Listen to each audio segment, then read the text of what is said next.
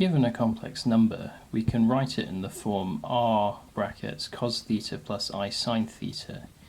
This form is called Modulus-Argument form, where r is given by the modulus of z and theta is the argument of z. So if we want to express minus 1 plus I root 3 in this form, we need to work out this modulus and argument. So the modulus of minus 1 plus I root 3 is the root of 1 squared plus root 3 squared, which is 2. And the argument of this complex number, well, if we think about an Argand diagram, this is over here. This is minus 1 plus I root 3. And so we can make a triangle like this, where the height of this triangle is root 3 and this side is 1, and then we can find this angle. So this angle here, if we call this angle theta, oh no, we don't want to call it theta, but this angle is given by arctan of 1 over root 3, which is pi by 6. So then the argument of this number is going to be pi by 2, that's this right angle here, plus pi by 6. So the argument of minus 1 plus I root 3 is pi by 6 plus pi by 2, and that is 2 pi by 3. So therefore this number minus 1 plus I root 3 is r, that's 2, times cos 2 pi by 3 plus I sine 2 pi by 3. And that's the answer. We've written this number in modulus-argument form. Now if we turn to the next example, given the modulus of z is 1 and the argument of z is minus pi by 6, write z in the form x plus iy.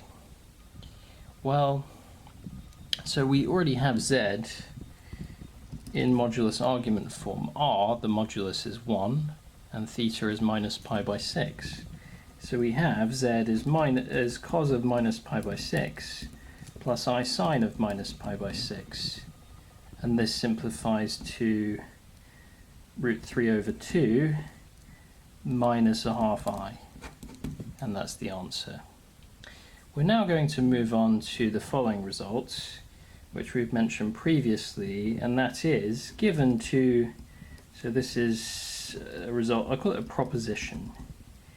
So given two complex numbers z and w, the modulus of zw is the modulus of z times the modulus of w, and the argument of zw is the sum of the arguments of z and w. And we're now going to prove this.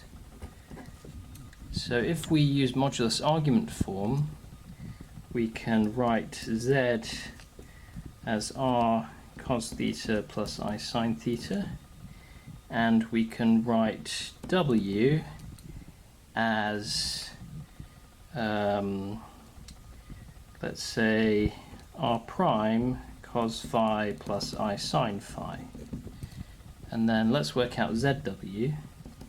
So zw is, well, we need to multiply them together, so we get r times r prime, and then cos theta plus I sine theta times cos phi plus I sine phi. And now let's expand the brackets here. So we're going to get cos theta times cos phi, and then the I sine theta times I sine phi is minus sine theta sine phi, because I squared is minus 1. And then we have I sine theta cos phi, and then I cos theta sine phi. And then notice that cos theta cos phi minus sine theta sine phi is the same as cos theta plus phi. And sine theta cos phi plus cos theta sine phi is again the same as sine of theta plus phi. And now that we've got zw in this form, we can say the modulus of zw is r prime, which is the modulus of z times the modulus of w. And the argument of zw is theta plus phi, which is the argument of z plus the argument of w, which concludes the proof.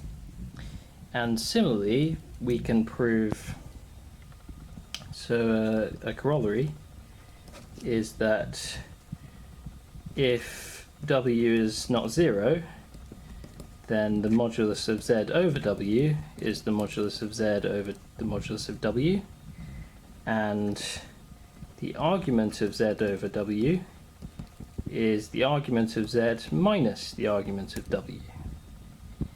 And this follows from the previous result. If we replace w in all the previous work with 1 over w, then we immediately get the result about the moduli. For the result about the argument, again, replace w with 1 over w in the previous work, and note that the argument will then, of 1 over w, will be minus phi. Again, you could prove that. Now consider the following example. If z is 2 lots of cos pi by 5 plus I sine pi by 5, and w is 3 lots of cos pi by 15 plus I sine pi by 15, express zw and z over w in the form a plus ib, where a and b are real numbers. Okay, so let's start then by multiplying z and w, and the easiest way to do this is to use the previous result. So to find the modulus, we multiply the two moduli, 3 and 2, to give us 6. And then the argument is going to be the sum of the arguments of z and w, pi by 5 and pi by 15.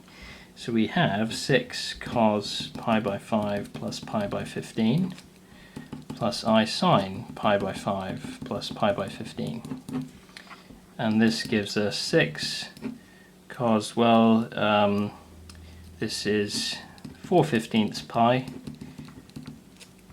and then we can write this as 6 cos 4 pi by 15 plus 6 sine 4 pi by 15 I.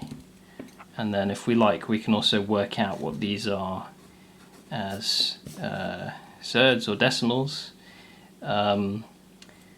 And then for z over w, we can do a similar thing. The modulus, we divide the two moduli to give us 2/3, and we subtract the arguments this time. So we have pi by 5 minus pi by 15, which gives us 2 pi by 15.